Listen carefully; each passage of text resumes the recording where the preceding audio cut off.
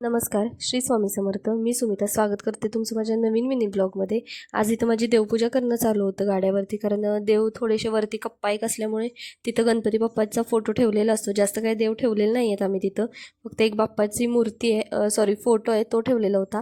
ते सगळं आवरलं, देवपूजा वगैरे केली आणि बसले होते इथं गोळे करण्यासाठी. गोळे वगैरे सुद्धा फास्ट करून घेतले सगळे. आणि मी जायच्या आधी एक छान असा ह्यांच्या हातून आज मी चहा केला होता मीच, पण दिला फक्त यांनीच.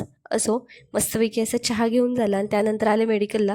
रात्री फार गर्दी असल्यामुळे मेडिकल पूर्ण रिकामी झालेलं होतं. माझा कप्पा तर पूर्ण रिकामी झालेला होता. तो आधी सगळा क्लीन करून घेतला आणि त्यानंतर जे काय असतील त्याच्यात जे प्रोडक्ट असतील ते ठेवावे लागतात त्याच्यात. रात्री गर्दी असल्यामुळे खरंच काहीच करायला नाही भेटलं. पण रोजची ही जी काही साफसफाई असते ती केली तर मेडिकलसुद्धा स्वच्छ राहतं आणि सगळे कप्पे पांढरे असल्यामुळे खूप क्लीन करायला लागतं.